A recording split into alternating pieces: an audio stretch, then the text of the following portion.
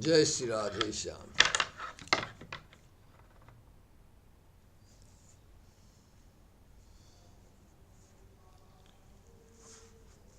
I'm just looking for some verses and I'm going through a book. As I am wont to do, this book is called Sri Radha Sudha. I've mentioned it on my blog. You can look it up. It's by Karpatriji. So there I was talking about that, the idea of Advaita Bhakti and the Madhusudan Saraswati Sampradaya, or Sampradaya, I mean the traditions that arise out of Madhusudan Saraswati. A very interesting development, you could say, in North Indian Advaita circles. It's a rather interesting little section of history there, because the story in the Bhagavatam, in the Chaitanya Charitamrita about Chaitanya Mahaprabhu coming to Benares and interacting with Prakashananda Saraswati. So this mysterious figure Prakashananda Saraswati disappears after that in all the biographies of Chaitanya Mahaprabhu. And we don't know what happens, right, in Benares. But only a few years later, we do know that this Madhusudan Saraswati came from Bengal, and that he'd actually been something of a bhakta, and had been in Navadvip, and had studied in Navadvip, and had been, let's say, influenced by the post-Chaitanya mood in Navadvip. And but this was prior, I guess, to the scholarship of the Goswamis coming back to Bengal. So in order to become a scholar, he decided to go to Benares, as Jiva Goswami would have done a few years before him. At any rate, Madhusudan Saraswati is a very interesting character in terms of bhakti and Advaitavada. And his take on bhakti is a little bit different from that of Advaitavada, from what we had prior to that period of bhakti development.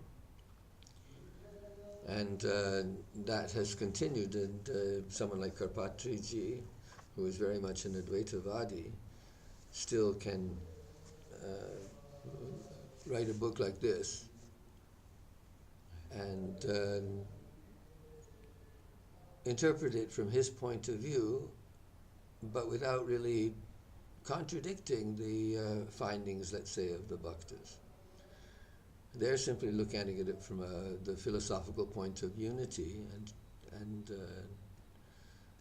rather than from the point of view of the duality. They believe that the duality, they just like the Vaishnavas, they end up believing that the duality doesn't conflict with the unity, with the Advaita Tattva.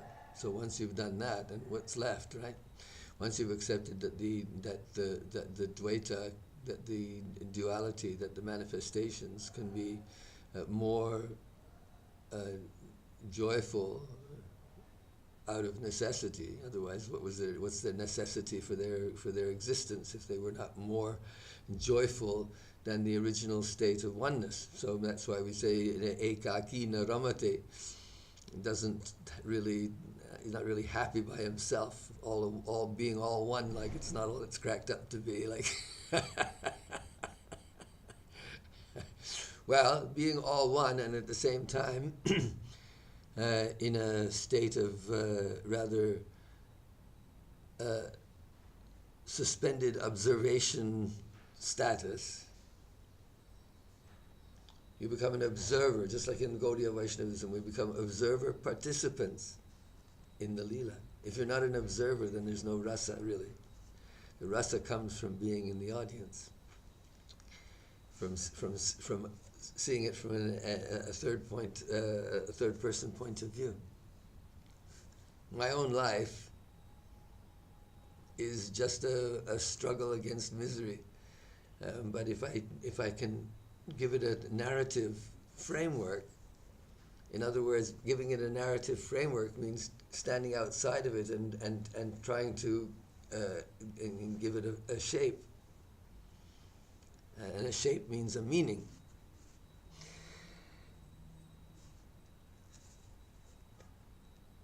So the adventure of life is actually a part of that Brahman.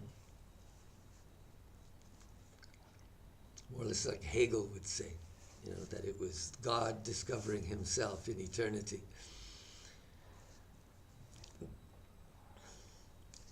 So we have a little portion of that reality that's been revealed to us as individuals, and we can explore that reality.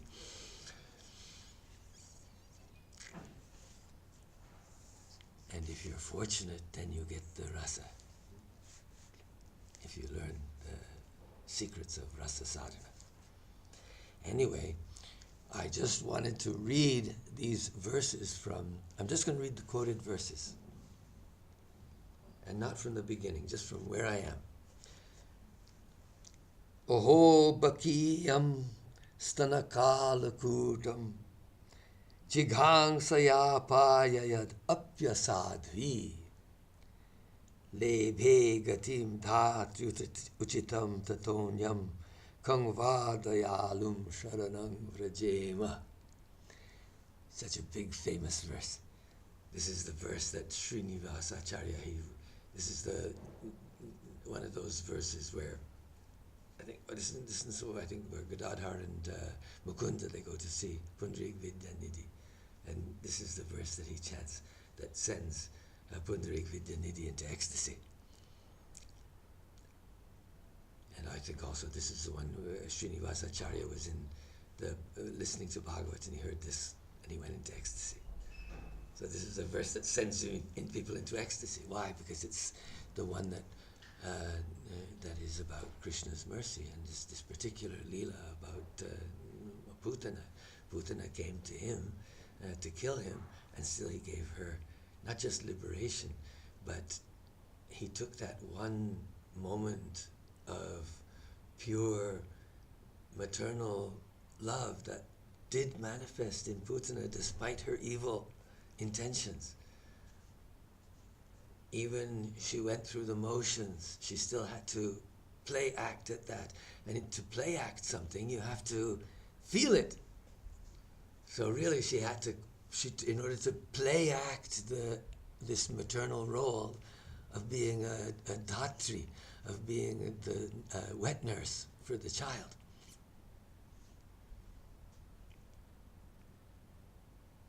And this would happen sometimes. A woman had lost her child perhaps, and she would have her breasts full of milk, and so she didn't have her own child, and so she would offer her breast to another child to be fed.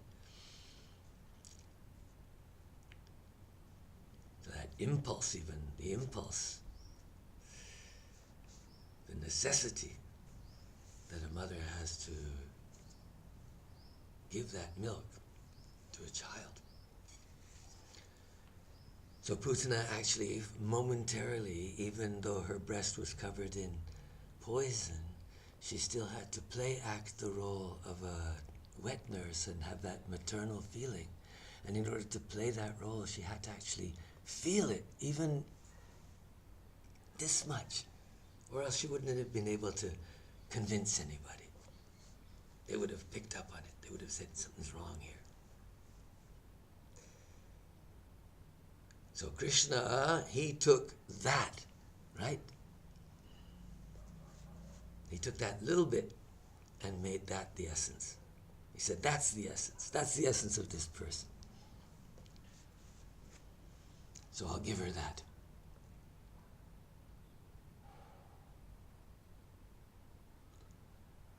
Just like a person who is practicing evil has to cover up the occasional arising of good. Putana had that arising of good, and she had to, for her it was a shadow, for her it was something that had to be repressed in order to kill the child.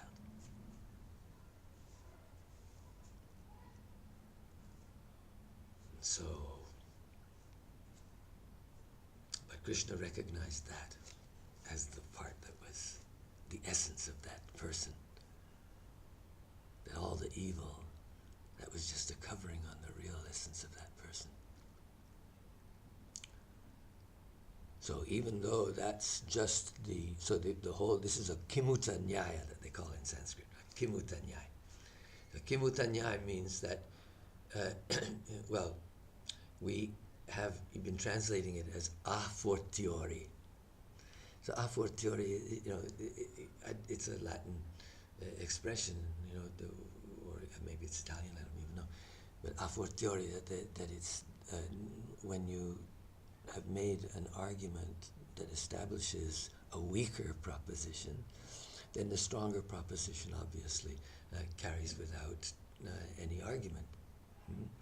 If you have one peanut, then obviously you have whatever benefits come from having one peanut. You get 10 times more when you have 10 peanuts, something like that.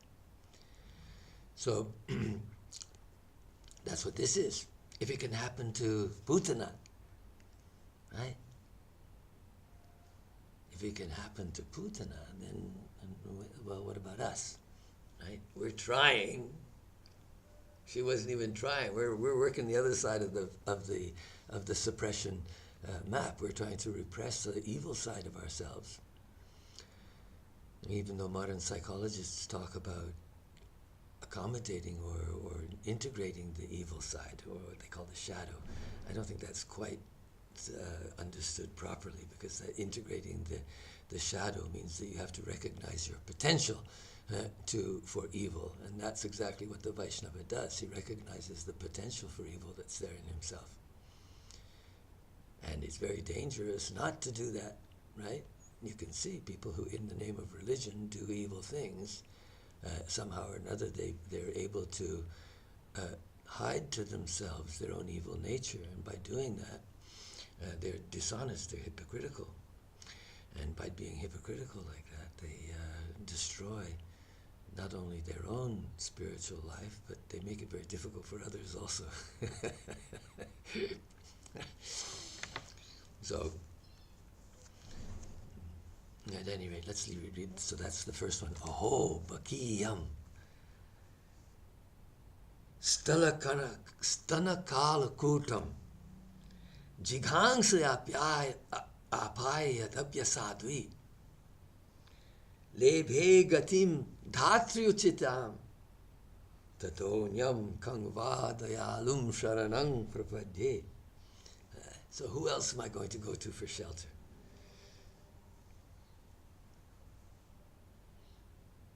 If he can be forgiving of Putana, then certainly he can be forgiving of me. Am I close? Am I next to her? Here's the holy name. Hare Krishna, Krishna Krishna, Hare Hare. Hare Rama, Rama Rama, Hare Hare. There, you're right next to Krishna. You're as close to Krishna as Putana sucking, giving him her breast. You're kissing the holy name, Chumbanam. The holy name has come into your mouth, your kissing organ.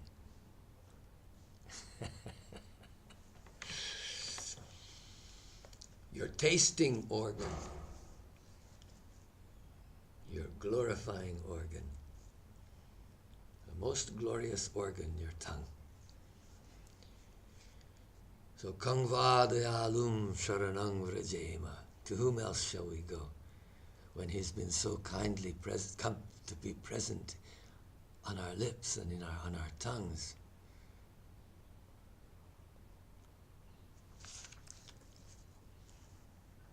Surely he will be kind and forgive us even the greatest offenses. Next one.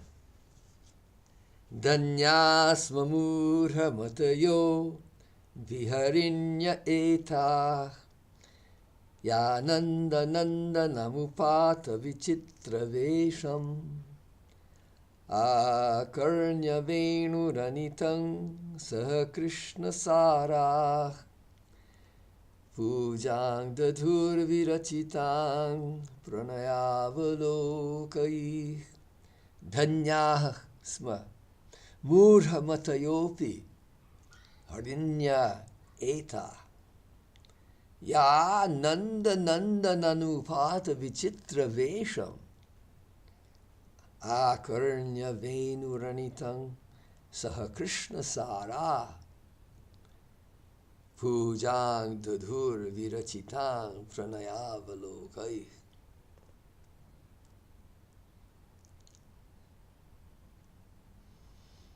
Dhanyasma murha matayopi harinya eta ya nanda nanda namupata vichitra vesham akarnya venuranitam saha krishna sara pujang dadhur virachitam pranayavalokai.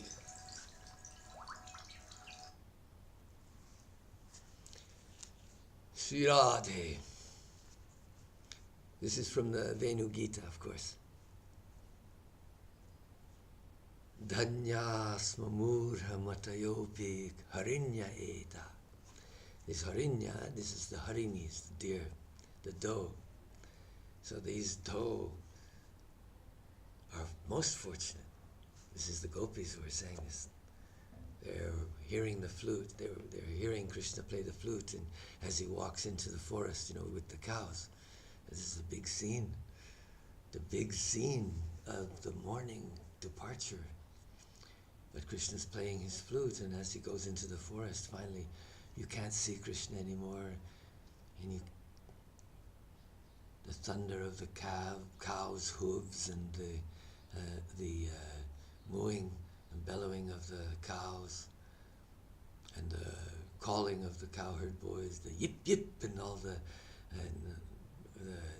calling out of names of cows, and above it all, somehow or another, rises the sound of Krishna's flute, and the sound of Krishna's flute seems to stay hovering in the air in Vrindavan Dham throughout the entire day. Or they catch snippets of it, or they just simply remember the echoes of the sound of the flute in their ears.